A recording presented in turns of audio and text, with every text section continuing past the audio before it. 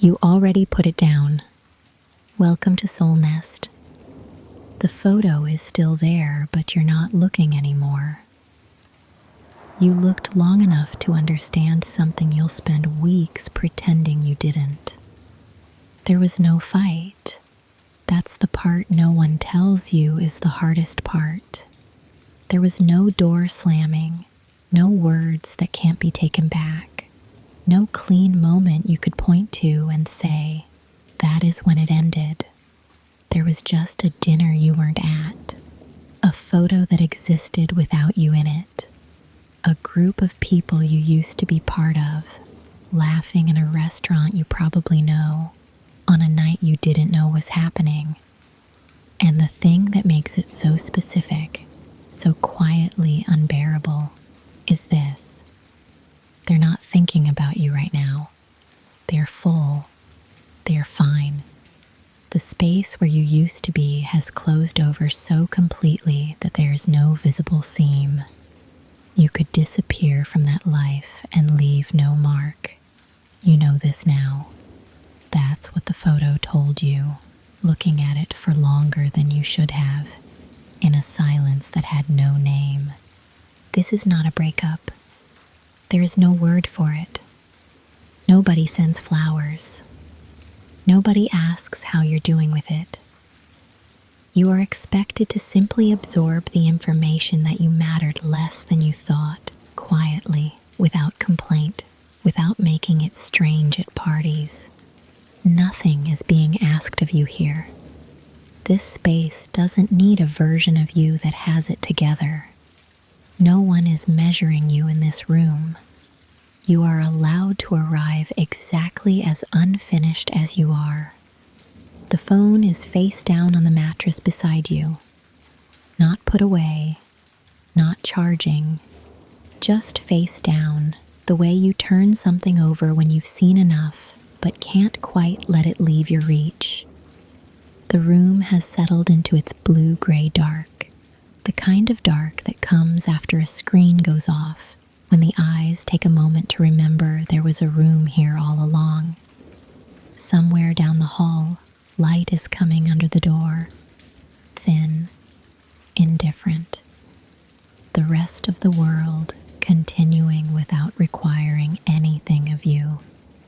A mug of tea sits somewhere behind you. You made it for comfort. You forgot to drink it. Tonight, we leave the noise behind and simply let the world exist without us. You noticed it happening gradually, which is the part that made it so hard to name.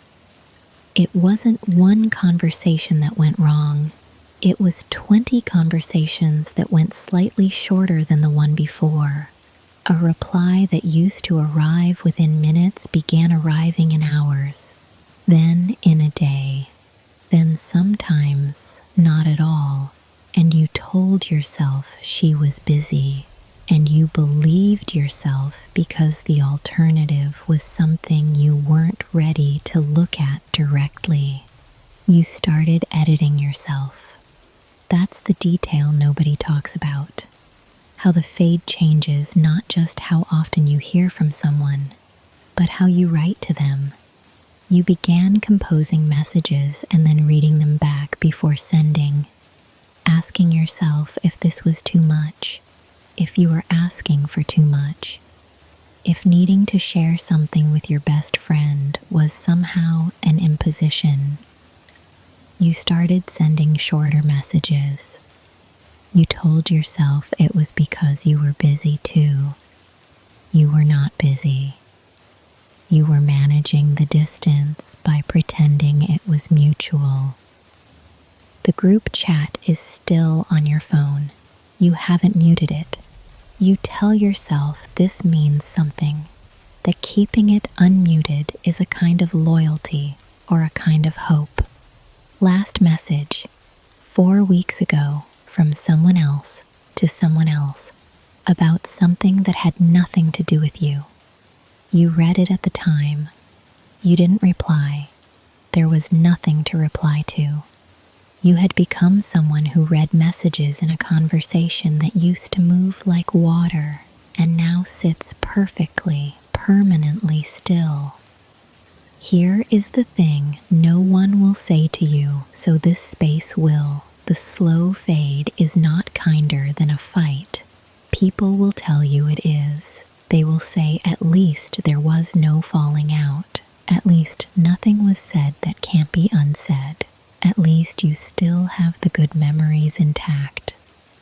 What they are actually saying is that your grief is tidy, convenient, easy to absorb. They are saying that because there was no rupture, you should be easier to be around. You are not easier to be around. You are someone who is handed an ending with no explanation and told to find it gentle.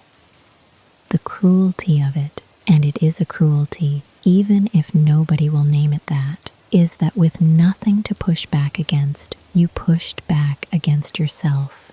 You reviewed the archive of the friendship looking for the thing you did, the message that was too needy, the period when you were going through something and maybe leaned too hard.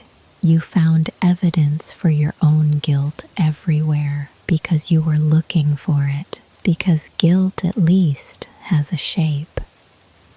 Guilt at least gives you something to do. There was probably nothing, or if there was something, it was so small that it was really about her capacity, not your worth. The fade says almost nothing about you. It says everything about what she was quietly deciding she could no longer tend. You're still in the blue-gray room. The group chat is closed now. The screen is dark. The story ring has gone. Somewhere in your body, below the throat, there is a space that knows all of this already and has known it for longer than tonight. There were plans. That's the part that stays with you now, lying here in the blue-gray of a room that has gone very still. The plans. Not the friendship itself, but the specific archaeology of plans that were made and then quietly unmade by someone who never told you they were doing it. You know the shape of it. A restaurant someone mentioned wanting to try, and you said yes, definitely, and she said yes, definitely, and then the date never got set. A trip that existed for 3 weeks as a folder of screenshots, places, prices, dates that could work, and then stopped being mentioned. A birthday plan that became a maybe dinner, that became a we should do something, that became a missed notification you saw too late to matter. Each one, individually, could be explained. Timing, busy, life. You explained them faithfully, one by one. You were very good at explaining them. Here is your phone, still face down. You put it there because the screen became a problem, but even face down, you know what's on it. The non-sound of an app you opened, her name you almost typed, the silence where a send sound would have been. You didn't send it. You closed the app. You have been closing the app for longer than you want to count tonight. There is a particular quality to the grief of plans that never happened. It has no edges. A fight has edges. A clear ending has edges. But a plan that dissolved into politeness, a maybe that became a silence, an intention that simply stopped being tended, that has no edge you can put your hands on. Your hands are idle now, resting somewhere near your sides, with nothing to fix and nothing to type and nothing to hold. They are idle in the specific way of hands that have stopped reaching. This is the thing no one tells you about being forgotten rather than rejected. Rejection, at minimum, means you were weighed. Someone looked at you and made a decision. There is a terrible dignity in that. Being forgotten means something different. It means the weighing never happened. It means you slipped from consideration so gradually that there was no moment of choice. You were simply no longer in the frame. The plans stopped being made not because she decided against them, but because you stopped occurring to her as someone to make them with. That is harder. It is harder because there is nothing to disprove. Rejection you can argue with. Forgetting leaves you with no case to make and no court to make it in. Only the quiet arithmetic of plans that outnumbered the ones that happened and how long you kept the ratio from your own attention. The room holds its thin gray. The window shows a sky that is not dark, not light, just the flat, continuing sky of a city that does not require you to be awake right now. Your body is here. It is slightly cool in a room that is not cold. The specific stillness of a body that has finally stopped waiting for a message to arrive. She may not have decided against you. That is the part you are still holding. She may have simply stopped deciding at all. She may not have decided against you. That is the part you are still holding. And now there is something else, something closer and less comfortable, beginning to surface in the quiet of this room. You made excuses for her. You know this. Lying here, tracing the timeline with the particular honesty that only comes at this hour, you can see them clearly. The explanations you constructed on her behalf, faithfully, for months. She was going through something with her partner. She had the new job, the one that took everything from her for a while. Her family had that difficult period. You knew all of this because she had told you, at some point, in a conversation you can still remember, and you had held those reasons carefully and used them like keys, inserting them into every locked silence, turning them, telling yourself, this is why, this is all it is. There is a mug on the other side of the room. You made tea earlier.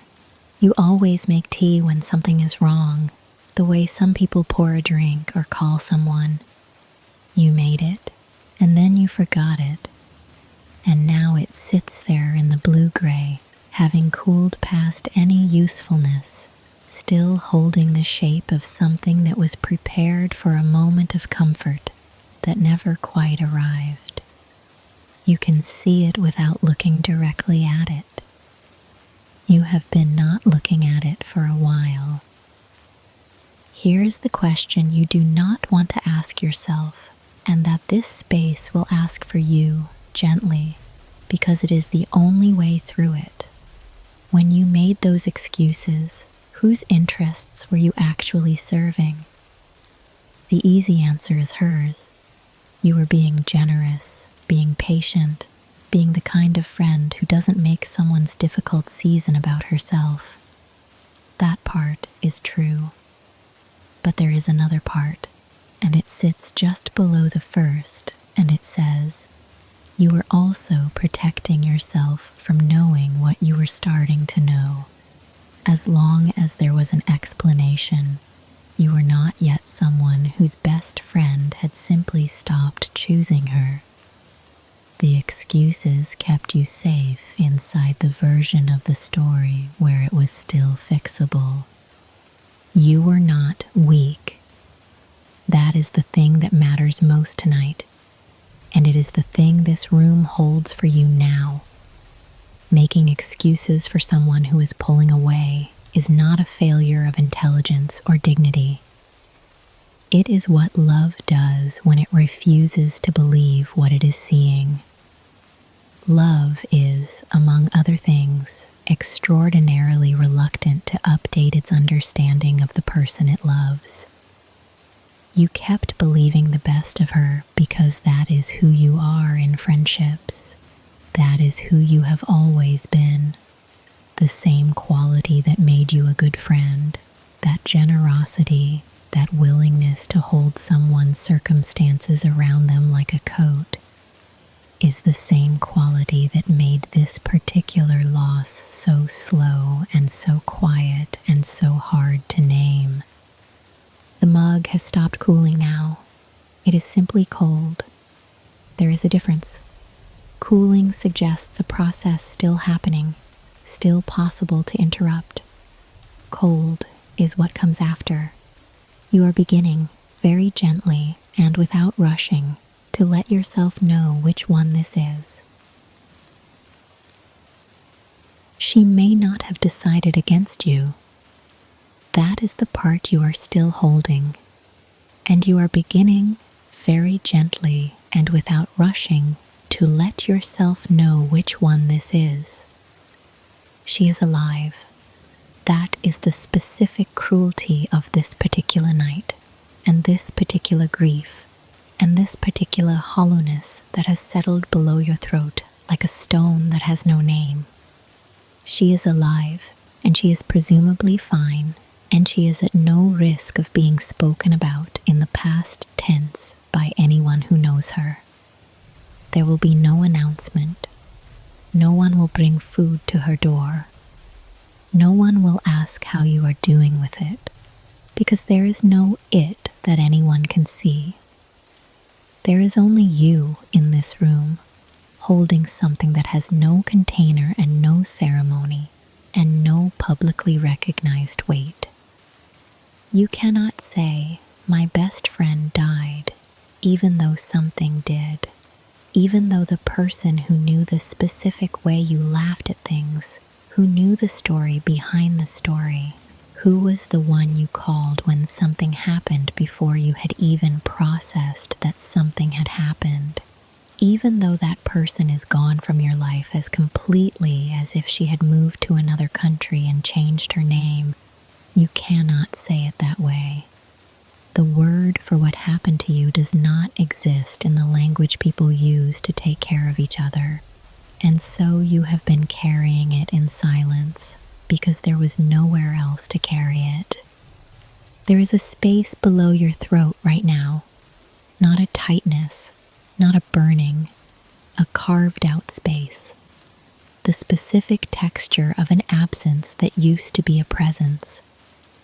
You have been aware of it for months, if you are honest, navigating around it the way you navigate around furniture in a dark room, not looking at it directly, just knowing where it is so you don't walk into it again. Tonight, you are looking at it directly. It is allowed to be there. It has been there for a long time. Here is what no ritual exists to tell you, so this room will. What you are carrying is grief. It qualifies. The fact that she is still posting, still laughing, still living a life that is visible and full and entirely indifferent to your absence from it. None of that disqualifies what you lost. Society has constructed elaborate systems for mourning the people who leave by dying. It has constructed almost nothing for mourning the people who leave by simply stopping, which means everyone who carries this loss carries it alone in rooms like this one, in the blue-gray dark, with no flowers and no casserole, and no one asking how they are doing with it. You are doing something very difficult. You are grieving without permission, without witness, without any of the structures that make grief legible to the people around you. You are grieving someone who is fine.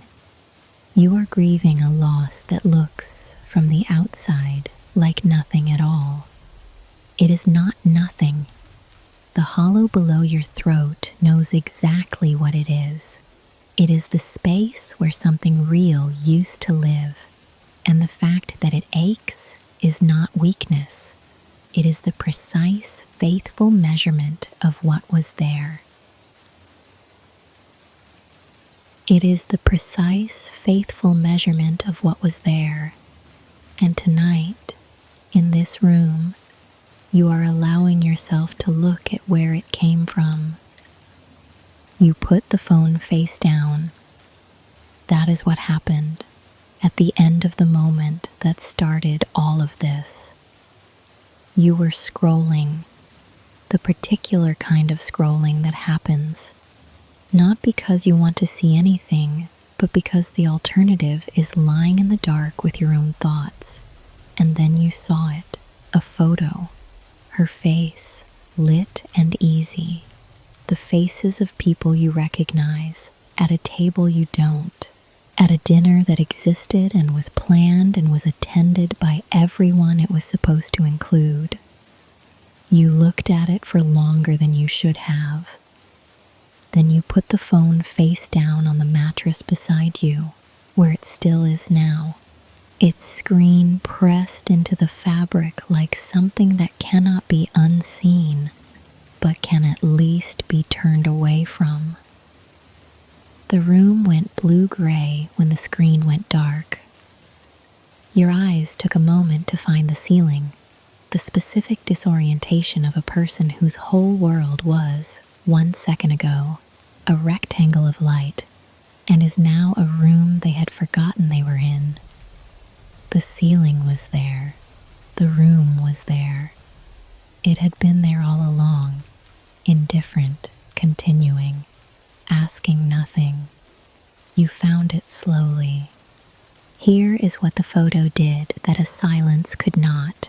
It removed the last possible mercy of ambiguity. Before the photo, you could still, in your more generous moments, construct a version of events in which everyone had simply drifted into their own lives at the same time, in which no active choice had been made, in which the fade was symmetrical and mutual and no one's fault in particular. The photo closed that door. It was time-stamped. It had faces in it. It was tagged. It existed as a permanent record, visible to anyone who cared to look, of an evening that was organized and attended and documented, and from which your absence was not an oversight, but simply the condition of the thing. The particular cruelty of this is not the exclusion itself. People are excluded from things. That is ordinary. The cruelty is that you found out through an audience. The photo was not sent to you. It was published. It was there for her colleagues and her other friends and her acquaintances from years ago, and people she has not spoken to in months. It was there for everyone. It was there for you. It did not know it was there for you, which is almost the worst part.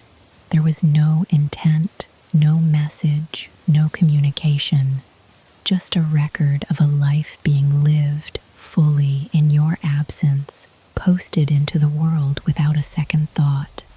You are lying in the room that the screen left behind when you pressed it face down. The blue-gray has settled now. Your hands are very still. There is nothing to do with what you know. No action it unlocks. No response it calls for. No conversation it opens. You saw it. You know it. The phone holds it, face down, one arm's reach away. The knowledge is just here now, in the room, with you, in the dark, ordinary and irrefutable, and entirely yours to carry alone. The knowledge is just here now, in the room, with you, in the dark, and something in your body has gone very still around it. Not the stillness of rest, not the stillness of someone who has found peace with something difficult. The specific stillness of a person who has heard something significant and not yet moved. The way you go motionless after a door closes in another room and you are not sure for a moment, whether the sound meant something. Your body is suspended. Your hands are where they were. The room is the same room. You are simply very, very still inside it, waiting for something to shift that has not shifted yet. You have been treating the silence as a message. That is the thing worth looking at here in the quiet of this particular hour. For months, longer if you are honest, you have been reading her silence the way you would read a verdict. You parsed the gap between messages for meaning. You reviewed your last conversation for the thing you must have said.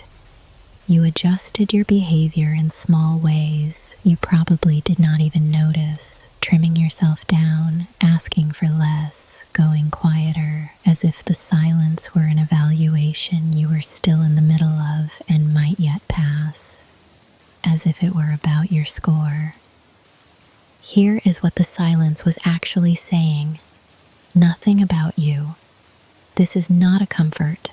Not yet. Perhaps not tonight. But it is true. And truth, even uncomfortable truth, has a different weight than the story you have been carrying.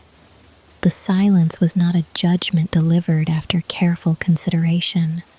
It was not a verdict reached after weighing you against some standard and finding you wanting. It was an abdication. It was the specific sound of someone quietly deciding that the labor of showing up, of texting back, of following through, of being present in the ongoing, unglamorous dailiness of a long friendship, was something they were no longer willing to do. That decision had almost nothing to do with you. It had everything to do with what she was willing to tend. Friendships require maintenance in the same way that living things require maintenance, not dramatically, not constantly, but consistently, with attention. Some people, at some point in their lives, stop being willing to do that maintenance for reasons that are entirely their own. Other priorities, diminishing capacity, a quiet and perhaps unconscious reordering of what they consider worth the effort. When that happens, the friendship goes silent. The silence is not a communication. It is the absence of one. It is what a garden looks like when someone has stopped watering it. Not a statement, just a consequence. You are lying in this room with a body that has been holding itself very carefully since the photo, since the group chat, since the plans that didn't happen, since the texts that got shorter. You can feel it, the particular tightness of a person who has been braced against an evaluation that was never actually happening. The evaluation was never happening. The silence was never about your worth.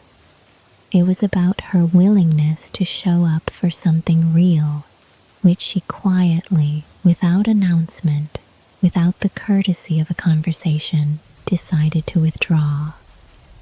That is a different thing to carry. It is not lighter, not tonight, but it is more accurately shaped. It is not lighter, not tonight, but it is more accurately shaped. And the mind, now that it has something more accurate to hold, has begun doing what minds do in the dark when they have been given something they cannot resolve. It keeps going back to the last time you saw her. You know the one, or you think you do. And that uncertainty is part of what makes the replay so relentless. There is a specific memory that your mind has selected as a candidate for the last time, and you have reviewed it so many times now that you are no longer sure how much of it is true and how much has been slowly, incrementally edited by the reviewing. What she was wearing, what you talked about, whether she seemed distracted or whether you have added that detail in retrospect because the narrative requires it.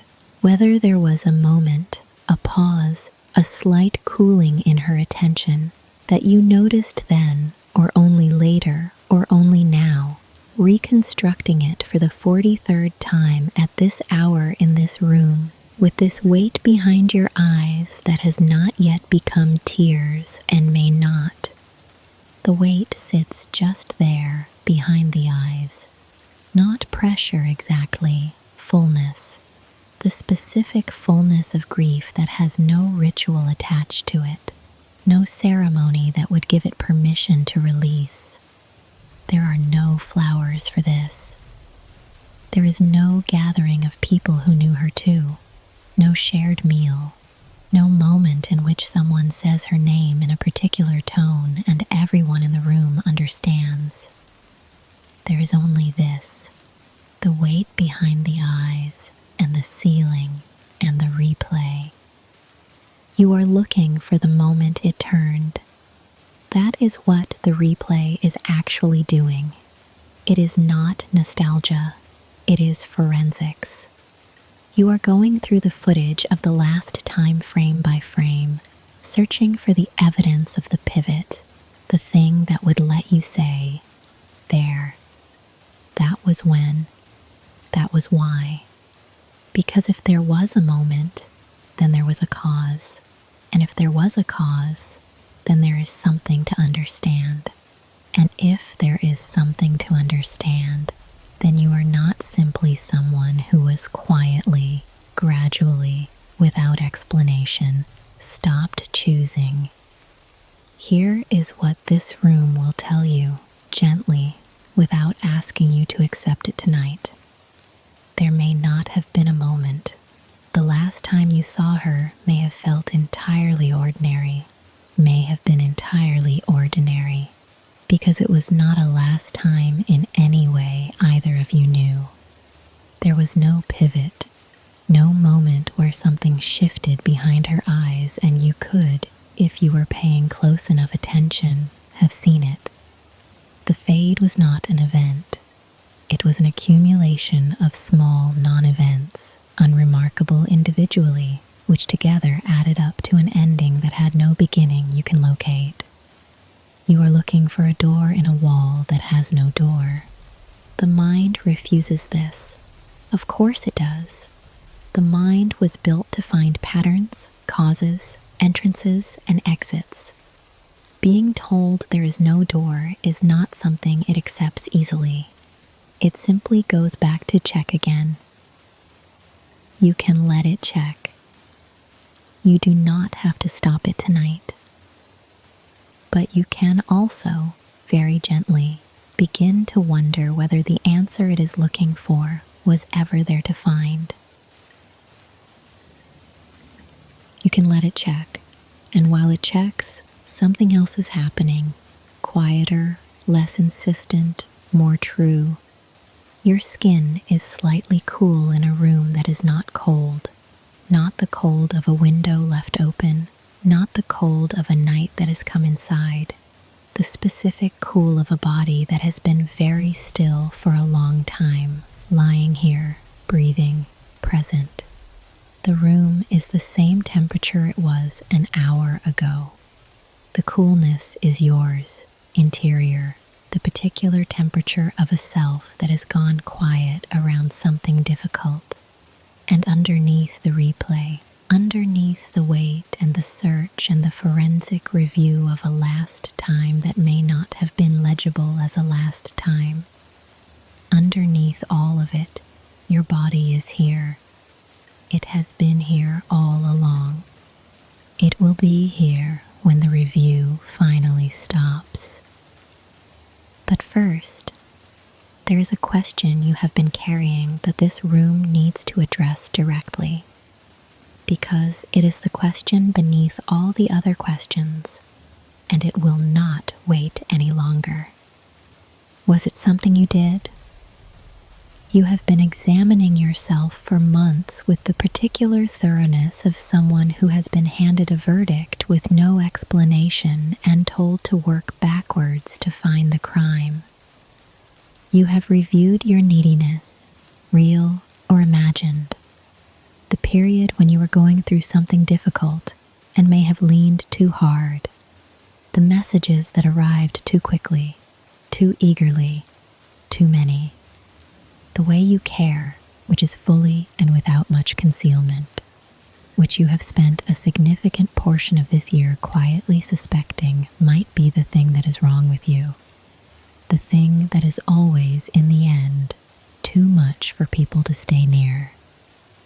Here is what this room knows and will tell you plainly. You were not too much. You were not too little. You were not the wrong temperature or the wrong frequency or the wrong version of yourself at the wrong time. The search for the flaw in you that explains the fade is a completely understandable search. The mind prefers guilt to randomness because guilt at least implies agency, and agency implies that something could have been done differently, and that means it will not necessarily happen again. But the search is looking in the wrong place. People do not usually pull away from friendships because they conducted a careful assessment and found the other person wanting. That is not how it works, even though it feels like it must be. Because the alternative, that the fade had almost nothing to do with you, is somehow harder to hold than the version where you were the problem. The version where you were the problem at least gives you something to fix. The truth is quieter and less correctable. She pulled away because continued closeness required something of her. Attention, presence, the ongoing small effort of showing up. That she had quietly, perhaps without even fully knowing it, decided she was no longer going to give. That decision lived entirely inside her. It was made out of her capacity, her circumstances, her priorities, her particular way of moving through her life at that time. You were not the variable. You were the person it happened to. Your skin is cool. Your body is here. The grief is real. And you, the specific, whole, particular you who loved that friendship fully, were not the reason it ended.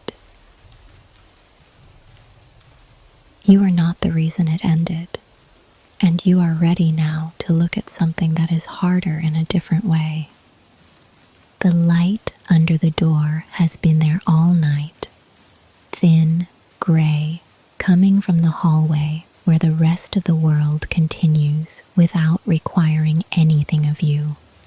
Indifferent in the specific way that light is indifferent, which is to say it is simply present, simply doing what light does, aware of nothing.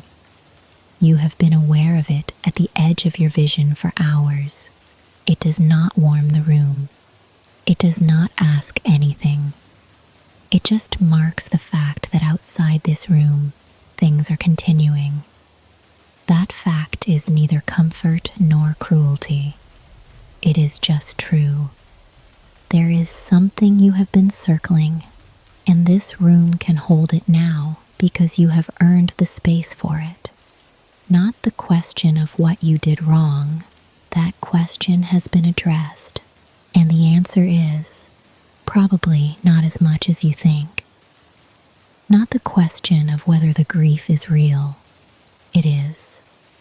What remains is a question about the friendship itself, about what it actually was, as distinct from what you believed it was. And believing these two things can coexist without either of them being a lie. The friendship was real. This is not a consolation prize. It is a fact. What you had with her in the years when you had it was real. The shorthand, the history, the specific way she made you feel known, the conversations that went somewhere ordinary. People's conversations did not go. You did not invent that. You did not project it or construct it from nothing. It existed. It mattered. It was, by any reasonable measure, a significant friendship. And this is the harder thing, and you are ready to hold it. She was never quite as all in as you were. Not because she was dishonest, and not because you were wrong to love her the way you loved her, but because people show us the best of themselves in the best conditions, and the best conditions do not last forever. In the early years, when the friendship was easy, when life arranged itself in a way that made showing up for each other relatively frictionless, she showed up. She was warm and present, and she meant it. And when conditions changed, when life became more complicated, when other things moved closer to the center of her attention, the friendship revealed something it had perhaps always contained quietly. That for her, it was something she valued when it was easy and let go of when it required effort. You valued it differently. You are someone who does the work, the checking in, the following through, the being there when it is inconvenient and unrewarded. That is not naivety. That is not a flaw. It is simply a different level of commitment to the people you love, and it meant that you were, for the duration of this friendship, giving slightly more than was being returned. Your hands knew this, probably. The idle hands that had nothing left to fix or send. They had been reaching for longer than the rest of you was willing to admit. The friendship was real. Her version of it was smaller than yours. Both of those things are true, and tonight, in this room, you are allowed to know both at once. Both of those things are true, and somewhere underneath the clarity, something else has been gathering. Something with a little more heat to it than grief. Something that is, if you are honest, closer to anger. Not the hot, clean anger of a fight. You did not get that. What you got instead was the slow accumulation of being managed out of a friendship without a conversation, without a reason offered, without the basic courtesy of being told it was happening. And tonight, having named the thing for what it was, having separated her capacity from your worth, having done the hard, careful, unglamorous work of understanding a loss that gave you nothing to work with, you are allowed to notice that you are also, underneath it all, a little tired of the language people keep handing you for this. People outgrow each other. You've heard this. People drift. You've heard this one too. Drifted, as if both of you were moving equally in different directions, as if it were a tide and not a choice, as if there were no person on one side of the distance who kept reaching and a person on the other side who quietly stopped. Protect your energy, people say, which is a phrase built entirely for the person who is leaving. It has a framework, a philosophy, almost an aesthetic at this point. The person who lovingly releases what no longer serves them. The person who tends their inner garden. There are books about it. There are posts about it. The person leaving has an entire cultural vocabulary of self-care and intentionality and growth. You have nothing. There is no language, no framework, no cultural moment for the person who was released. There is no word for being deprioritized so quietly that you are not even given the dignity of a decision. The culture looked at this particular grief and decided it was too ambiguous to name, too undramatic to ritualize, too specific to the person carrying it to be worth building a container for. And so you carried it in the only container available, which was silence, which was fine, which was not making it strange at parties. The hollow below the throat has been there all night, that carved out space that is not tightness, not burning, but absence. Tonight it has something else in it alongside the absence. A low, specific recognition that what happened to you was asymmetrical in every direction. Asymmetrical in how much each of you invested. Asymmetrical in who carried the grief of the ending. And asymmetrical in what the culture offered each of you afterward. She got language. You got nothing. And the nothing is not because your experience was smaller. It is because the language was never built for you. The phone is beside you, still face down on the mattress. It has been there all night, holding the evidence. At some point, not as an act of resolution, not as something that fixes what happened, but simply as a small act of self-possession, you will stop looking at evidence that was never going to make the math add up. The photo does not explain what happened. The group chat does not explain it.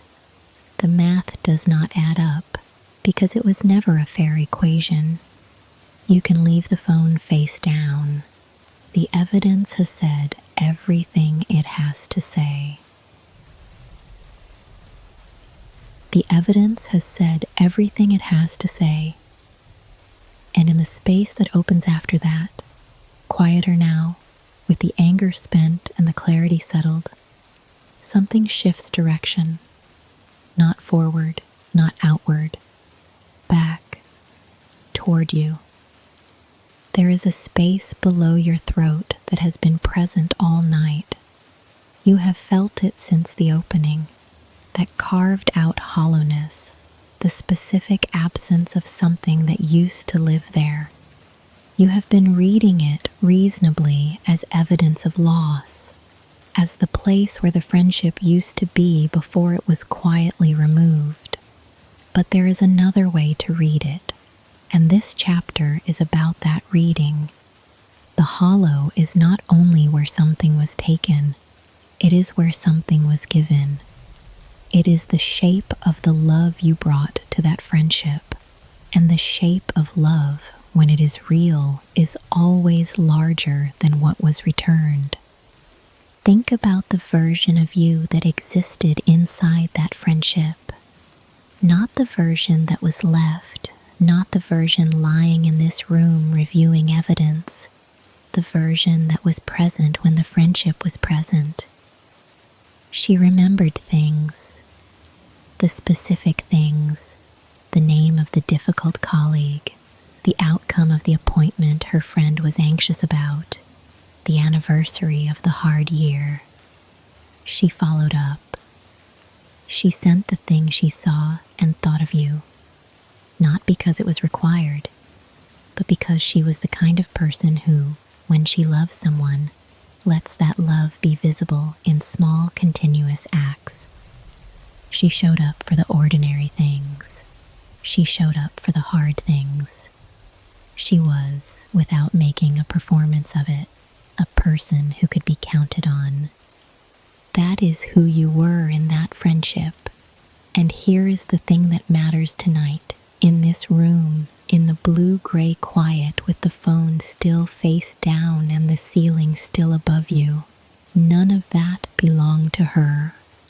None of it was created by the friendship or sustained by her participation in it or dependent on her continued presence to remain true.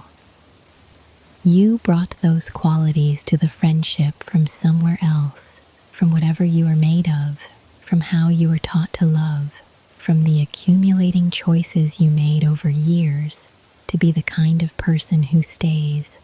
She did not make you that. She was, for a while, a recipient of it, but the source was always yours. The hollow below the throat, you can feel it now differently if you let yourself, not only as absence, as the sight of something that happened, something real enough to leave a mark, to carve a space, to register in the body with the specificity of a wound that knows exactly what caused it. Only real love leaves a hollow like this. Indifference does not. Casual affection does not. The hollow is not proof that you were foolish to love the way you loved. It is proof that you did, that the love was proportionate to what you believed the friendship to be, that you were, in the fullest sense, present for it. She is gone from your life. The friendship is over. The hollow remains. And it is yours. It was always yours. The capacity that made it is still here, intact, in this room, in this body, available. It did not leave with her. The capacity did not leave with her. And in the quiet that follows that recognition, something loosens, not completely, not in a way that resolves anything, but enough to let a different kind of thought in, a thought about time, about what 9 years actually is. There is a mug somewhere in this room. You made tea earlier. You always do when something is wrong. And then you forgot it. The way you forget things when the thing you are dealing with is larger than the ordinary motions of comfort. The mug has been cooling since then, sitting in the blue-gray dark on the other side of the room. It is cold now, or close to it. But here is the thing about that mug tonight in this particular room. It was warm. Whatever it is now, it was warm. The warmth was real. It happened. The fact that it cooled does not reach back through time and unmake the warmth. You have been in danger, without quite knowing it, of letting the ending do that. Of letting what happened at the end of 9 years rewrite the 9 years themselves. Of going back through the archive of the friendship with the knowledge of the ending and draining the color out of everything, making the 2 a.m. calls into evidence of naivety, making the shorthand into something embarrassing, making the laughter into a thing that was happening to a person who didn't know yet. You have been applying the ending to the years the way you might apply a diagnosis to a history, finding the signs everywhere, recategorizing the good memories as data you were too trusting to read correctly. But an ending does not reach backward. This is not comfort. It is physics. What was true while it was true remains true. The conversation you had in her car outside the restaurant that went 3 hours past when you meant to leave, that happened. The specific quality of being known by someone who had been watching you long enough to understand the difference between the things you said and the things you meant. That was real while it was real. The version of you that she saw in the years when she was looking was seen. That seeing is not retroactively canceled because she eventually stopped. 9 years is a long time to know someone. Long enough that she is woven into parts of your life that have nothing to do with her anymore. A habit of thought, a reference point, a way of seeing certain things that you developed partly in conversation with her. Those remain. They are not contaminated by the ending. They are yours now, the residue of a long and genuine knowing, and they will not unbecome yours. years because she stopped choosing to know you. The grief is real, and it is also true that 9 years of genuine friendship is a thing worth having had. Both of these are allowed to exist at the same time. The sadness at the ending and the gratitude, quiet and uncomplicated, for the years that came before it. The ending is the last thing that happened. It is not the only thing. It is not the biggest thing. It sits at the end of a long record of warmth, and it does not get to define what that warmth was worth. The mug was warm. That is enough. That is real.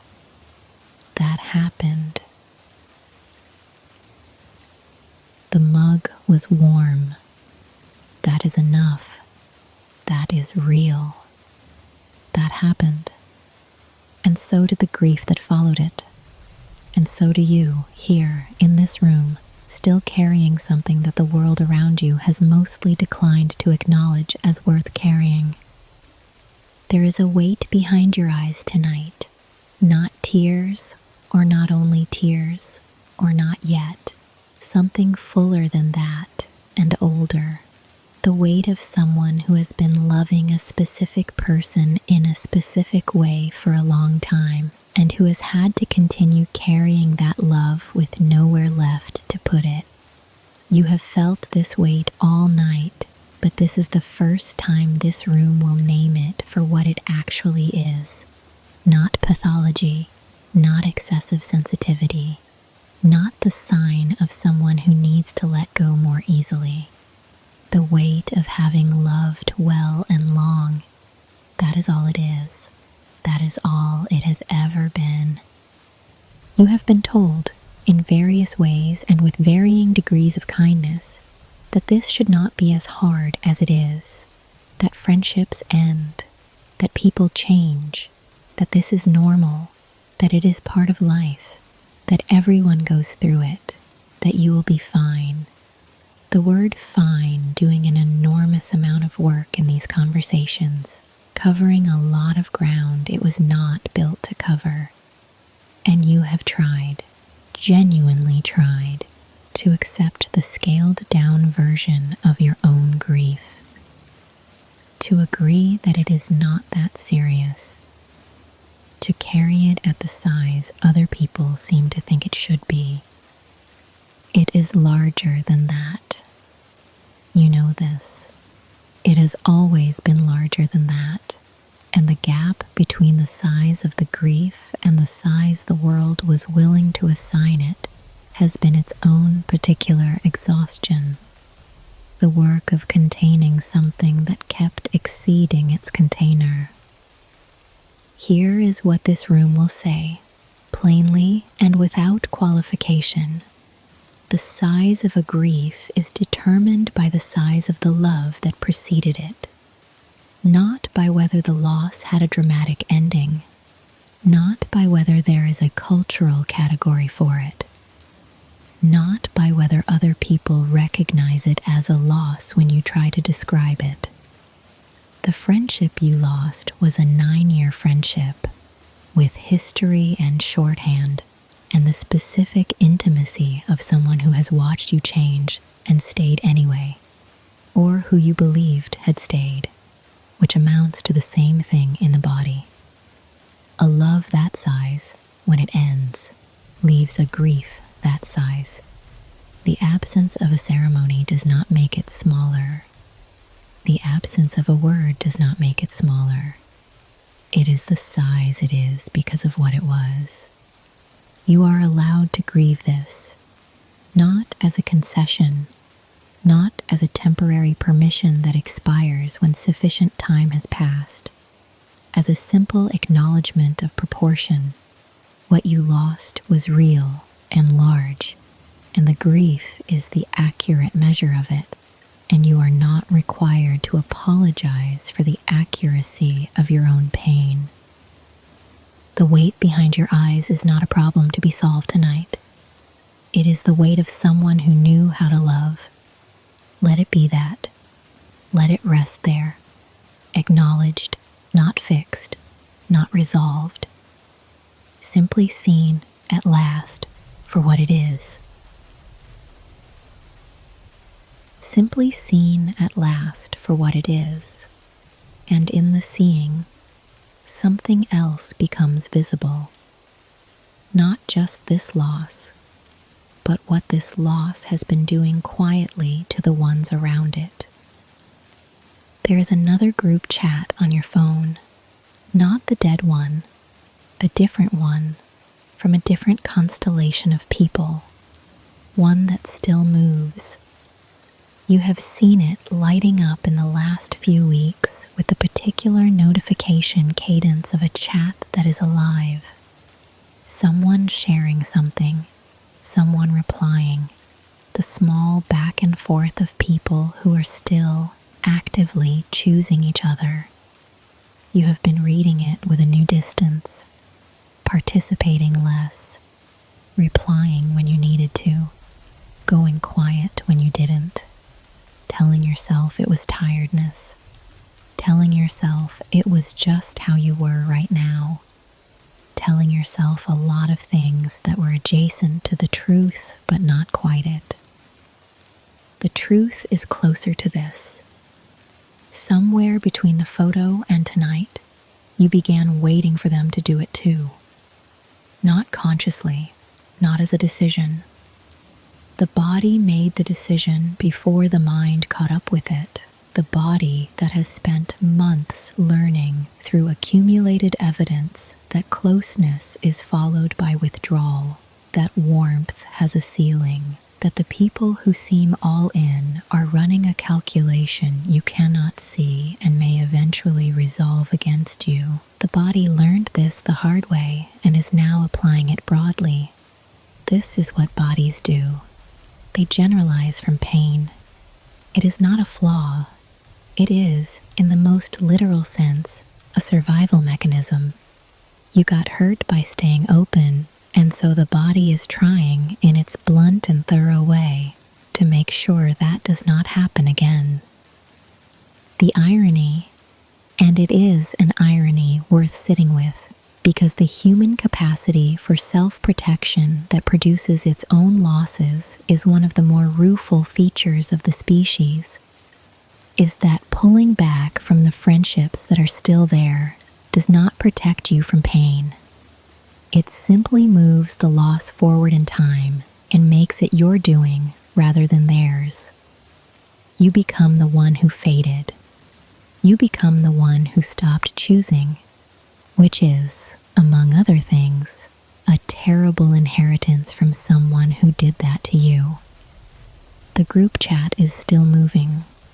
It moved today while you were in this room.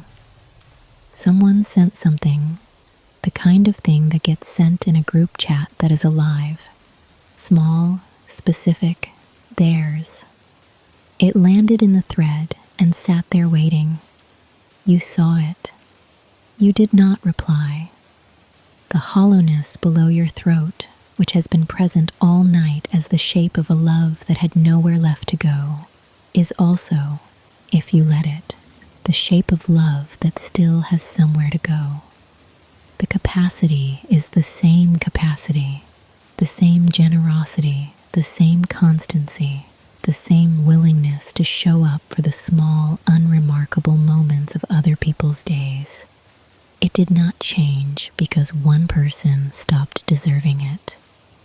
You do not have to decide anything tonight. You do not have to open the chat or reply or force yourself toward warmth you cannot currently feel. But the chat is there. It is lit. The people in it are still, for now, choosing you, quietly, unremarkably, in the ordinary, ongoing way that love actually works. That is worth knowing, even tonight. That is worth knowing, even tonight, and in the knowing, something quieter becomes possible.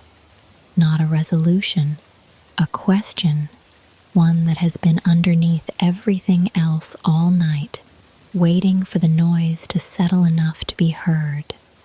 What were you actually looking for in that friendship? Not what you had in it. You know what you had. The history, the shorthand, the accumulated years of being witnessed by someone who was paying attention long enough to notice the patterns. You know what you lost. The question is older than the loss and more essential. What was the need underneath it? What specific quality of being known were you seeking when you sought her out, when you made the calls, when you followed up, when you stayed? Because whatever it was, it is still the thing you need, and she was only ever one possible source of it, not the source itself. Your skin is slightly cool in a room that is not cold. Not the coolness of shock, not the suspended stillness of a body braced against bad news. Just the ordinary temperature of a body that has been lying still for a long time. Present, breathing, intact. The self still here, which is a quiet thing to notice after a night of reviewing loss. You are still here. The need that brought you to that friendship is still here. Unmet tonight, yes, but not gone from the world. What you were looking for, if you trace it carefully enough, was a particular quality of being seen without having to construct yourself for the seeing. The ease of it, the not having to explain the backstory, not having to perform competence or composure, not having to be the version of yourself that you present to people who don't yet know you well enough to see through it. You were looking for someone who knew the difference between what you said and what you meant, who could tell when you were fine and when you were using the word fine as a placeholder for something you hadn't processed yet, who had been watching long enough to understand you as a whole and not only as a series of individual moments. That is what you found in her. That is what you lost. Here is what this room holds for you, gently, without requiring you to act on it tonight. That quality of being known is not a fixed resource that existed only in her and has now been permanently depleted. It is something that accumulates over time between people who pay attention to each other.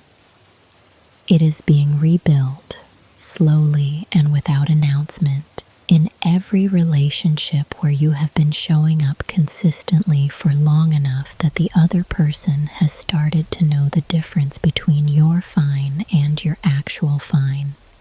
You may not feel it yet. The grief is still too recent. The body still too wary, but the accumulation is happening regardless, in the group chat that is still lit, in the people who have been watching you long enough to hold a version of you that is not just the surface.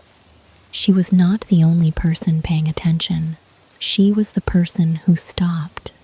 The attention itself, the long, particular, unglamorous work of being known, did not stop with her.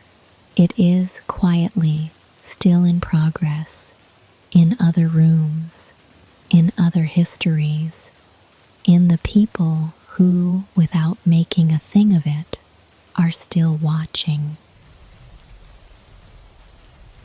It is quietly, still in progress, and you are tired now in a way that is different from the tiredness of earlier tonight. That was a jagged tired, the specific exhaustion of a person holding something painful at arm's length and refusing to look directly at it. This is quieter, the tired of someone who has looked, who has sat in the room with the thing they knew and finally let themselves know it. Look at the room. You have been in it all night, but you haven't really looked at it since the screen went dark. The blue-gray has settled into something familiar now. Not comfortable exactly, not peaceful, but known. The ceiling is the ceiling. The walls are where they were. The window shows the same flat, non-committal city sky it has been showing since you got into bed, indifferent to the specific gravity of tonight, simply there, simply continuing. You have been lying in this room through the whole of this night, and the room has held you without requiring anything of you. And your eyes, which spent so long adjusting after the screen went dark, have adjusted. The room is not a revelation. It is just the room. It is real. You know it. There is a part of you that knew about the fade long before tonight. This is worth acknowledging, not to make you feel foolish for having taken so long to stop carrying it alone, but because that part of you did something quietly extraordinary. For months, it held an understanding that the rest of you was not ready to hold. It tracked the shortening messages, the vaguer plans, the longer silences, the growing asymmetry, and it filed all of it carefully, and it did not force the knowledge forward before you could bear it, and it waited. It is still waiting, in a way, not for the friendship to return, that waiting is over, but for you to fully receive what it has been keeping for you. Tonight is that reception. Tonight is not the beginning of understanding. It is the night you stopped carrying the understanding alone. The part of you that knew is not a wound. It is not the part that is grieving. The grief belongs to the part that loved, which is a different part entirely and equally worth respecting. The knowing part is something else, steady, accurate, attentive, in the specific way of a person who has learned to read a room over a long time. It read this room. It read her. It was right. And it has been waiting with considerable patience for the rest of you to catch up to what it knew. You can trust that part. This is perhaps the most useful thing this room can offer you tonight. Not a resolution, not a reframe, not a ceremony, but a reintroduction. The part of you that knew, that tracked, that waited, that held the knowledge carefully until you were ready. That part is yours. It has been yours all along. It did not fail you. It was doing, the entire time, exactly what it was built to do. Watching, understanding, waiting for the right moment to say, "You already know this. You have known this for a long time." Tonight, you are finally in the same room as yourself. The room is familiar. You know it. You know more than you thought you did. You know more than you thought you did, and the knowing, finally named and finally shared, has done something to the weight of you. Not resolved it, not lifted it, just redistributed it somehow, so that it is no longer all held in the same place. Notice the body now, not what it feels, not what it means, just what it is doing. It is lying on a mattress. The mattress is receiving it. There is a quality of contact between the body and the surface beneath it that has been there all night, but that you have not been present enough to feel. The way the weight distributes, the way the shoulders have dropped some fraction from where they have been since you saw the photo, the way the jaw, which has been holding its shape through all of this, has gone slightly softer in the last few minutes without you instructing it to. The body has been doing this on its own. It has been making small adjustments toward rest, quietly, in the background, while the mind was elsewhere reviewing evidence and naming things and feeling the full weight of the night. You have been carrying a posture since the photo, not metaphorically, literally.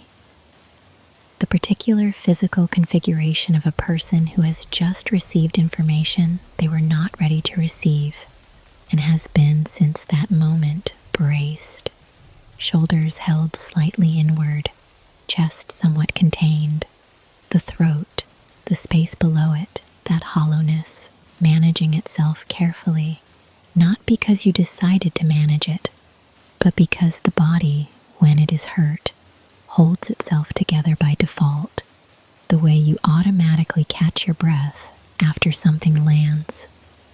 You have been caught, mid-breath, since the photo. The mattress has been waiting this entire time for you to let it take some of the weight. Here is what the body already knows, even when the mind is still processing. It does not need to finish understanding in order to rest. This is the thing that keeps people awake long past when sleep would help them. The conviction that rest is a reward that follows resolution, that the body must wait for the mind to reach some conclusion before it is permitted to be heavy. The body does not actually work this way. It does not require a verdict. It does not need the grief to be finished, or the story to be complete, or any of the questions that remain open to be closed. It only needs permission. That is all. Permission to be done for tonight. Permission to be heavier than the thoughts. The thoughts are still there. They will be there tomorrow. Softer, probably, as thoughts tend to be in daylight when the specific vulnerability of this hour has passed. They have not been resolved, and they do not need to be resolved tonight. You have done something with them that matters. You have looked at them directly, named them accurately, sat in the room with the hardest parts without looking away. That is enough. That is more than enough for one night. The mattress is there. The body is heavier than the narrative now. The shoulders can drop a little further. The hollowness below the throat can simply be there, not managed, not examined, just present. Like everything else in this room, the body knows what it needs. You can let it have it. The body knows what it needs, and the thoughts, which have been so present all night, so insistent and so specific, are beginning now to move at a different speed. Slower, less urgent. The way a conversation in the next room becomes background after a while. Still there, still audible in a general way, but no longer requiring your attention. The window is there. You may not have looked at it directly for some time, but it has been there all night. The same thin gray it was when you got into bed. The flat, non-committal sky of a city that is neither dark nor light at this hour, that simply continues. No stars visible, no particular weather. Just the sky doing what the sky does through the night, which is persist, without drama, without requiring anyone to witness it. It is the same sky it was when the photo landed. It was the same sky through all the chapters of this night. The review of the plans that didn't happen, the forensic replay of the last time, the naming of the grief that had no name. It was there for all of it, doing nothing, meaning nothing, simply present in the way that physical things are present, while emotional events occur inside the same rooms. This is what rooms do. They continue. They hold the furniture where it was, the window at its angle, the particular quality of gray that comes through glass at this hour, unchanged by anything that happens inside them. The room you are lying in was here before the photo. It will be here tomorrow. It did not register the grief, not because the grief was small, but because rooms are structurally indifferent to the content of the nights they contain. They held their shape through everything. They will hold it through this. There is something quietly useful in that indifference once you stop expecting it to be warmth. You have been surrounded tonight by things that needed something from you. The phone needed a decision. The photo needed a reaction. The memories needed to be reviewed. The grief needed to be witnessed. The questions needed to be examined. The room needed nothing. It simply received you when you lay down in it and has been doing so ever since, without assessment, without the particular alertness of a person who is waiting to see how you handle yourself. It is the only thing in this night that has asked absolutely nothing of you, and there is a specific relief in that once you notice it. The mattress is beneath you. The weight of you is in it, not the emotional weight, the actual physical weight, the factual mass of a body that has been here all night and is still here, real and located and present in a specific room, in a specific place, at a specific hour. The phone is beside you, face down, still. The mug is somewhere across the room, cold now, finished with being anything other than an object on a surface. The thoughts are still there, softer at their edges. The grief is still there, real and unresolved, because it is a real grief, and it does not resolve in a single night, and it was never going to. But the room is here. The window is the same gray it has always been. You are in it. That is enough for now. You are simply in it, and it is simply here, and neither of you requires anything of the other tonight. You are simply in it, and the thoughts, which have been arriving steadily all night, are arriving now with longer spaces between them. The spaces are where this chapter lives. There's a breath happening. You may not have noticed it for a while. The breath tends to disappear from attention when the attention is elsewhere, which it has been all night. But it has been there regardless, the whole time, moving through you at its own pace, entirely indifferent to the content of the evening. It did not quicken when the photo landed, or it did, briefly, and then it returned. It did not pause for the grief, or for the naming of the grief, or for the anger, or for the slow metabolizing of everything this room has held tonight. It simply continued, in and out, the same rhythm it has maintained your entire life, through every loss and every ordinary Tuesday, without requiring your supervision or your understanding or your permission. Of all the things in this room tonight, the breath is the only one that belongs entirely to you. Not the phone, not the photo on it, not the grief, not even the knowing. Just this, just the air moving through a body that is here. You have been trying all night to understand something that is not yet finished becoming understandable. This is what people who love deeply do in the dark. They stay awake with the thing, turning it, examining it from new angles, working the edges of it with a particular thoroughness of someone who believes that if they think about it hard enough and long enough, the thing will finally reveal its resolution. It is one of the more quietly exhausting qualities of caring about things. The conviction that understanding is a task that can be completed tonight if you just stay with it a little longer. needed tonight. Not because it is too large, though it is, but because some understanding is not available to the waking mind at all. There is a kind of processing that only happens in the absence of effort, in the hours when the mind is no longer steering itself, when the grief and the memory and the unanswered questions are handed somewhere else for the night. You have done what the waking mind can do. You have looked directly at the thing.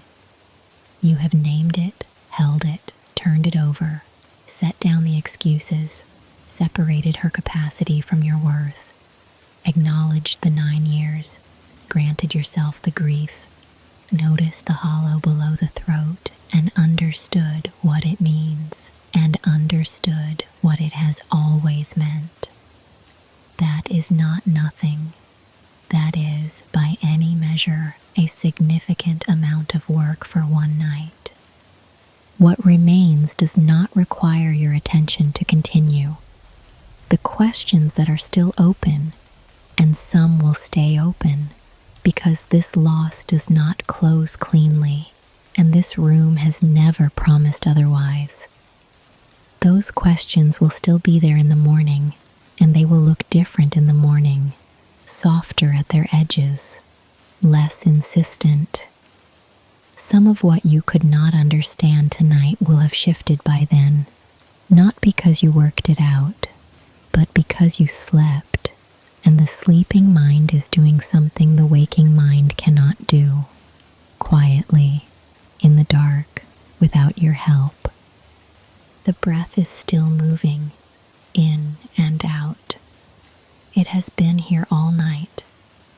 Let it be the only thing for now. Just this, just the breath.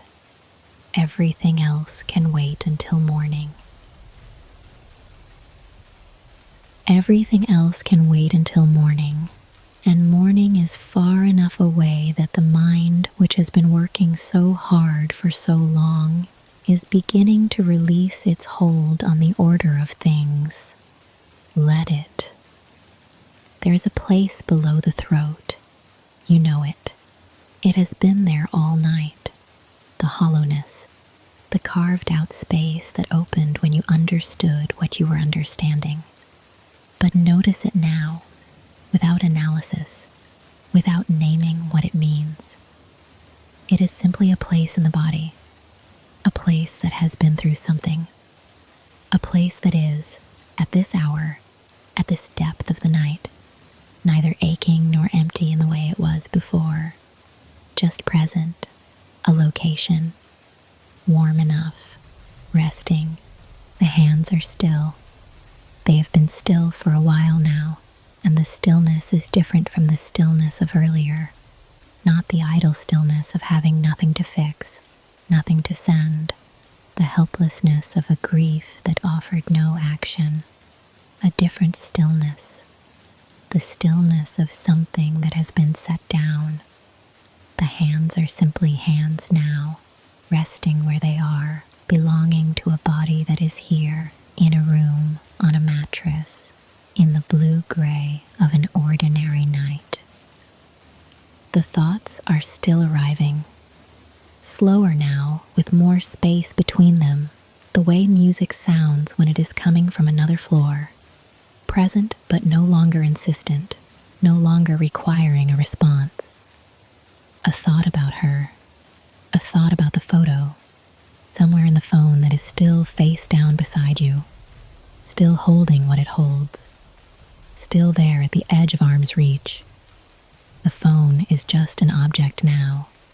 The photo is just an image. The grief is real, and it will be real tomorrow, and it was never going to be otherwise, and all of that is true, and none of it needs your attention in this particular space, in this particular breath, at this particular edge of sleep.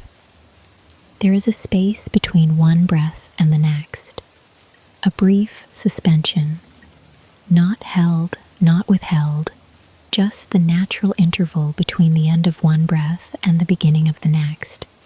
The pause the body makes without being asked. That space is where you are now, between the night that has just happened and the morning that has not yet arrived. Between the version of you that lay down holding the photo's evidence and the version that will wake tomorrow with something slightly different to carry, not resolved, not lighter necessarily, but differently shaped by having been looked at directly and named and held in a room that did not require you to be fine. You do not have to cross any distance. You do not have to arrive anywhere. The only thing on the other side of this breath is the next one, and it will come without your assistance, the way it always has, the way it did through everything. The space below the throat is quiet. The hands are still. The room is the room. The gray of the window is the same gray it has been all night, patient and continuous and asking nothing. You were here tonight. All of you was here. That was enough. That was more than enough. The next breath is already coming. Let it. The next breath is already coming, and somewhere between the coming of it and its going, the night has changed texture, not quieter exactly, more distant. The thoughts that were arriving with spaces between them are arriving now as shapes rather than words, the way language sounds just before it stops being language. The phone is beside you, face down on the mattress. Just an object now, in a room, in the dark. It holds what it holds. You are not looking at it. You don't need to. The grief was real. The love was real. The silence that came after was not a verdict. The weight below the throat, still there. Softer now. Just a place in the body where something lived. Warm enough. Resting. The mattress. The ceiling. The thin gray at the window, unchanged. The hands, still. The body, here. Somewhere across the city, in a restaurant that has long since closed, a server wipes down the last table, moving a cloth across the surface in slow, automatic circles, not thinking about anything in particular. The chairs go up, the lights go down to half. An ordinary thing ending in the ordinary way.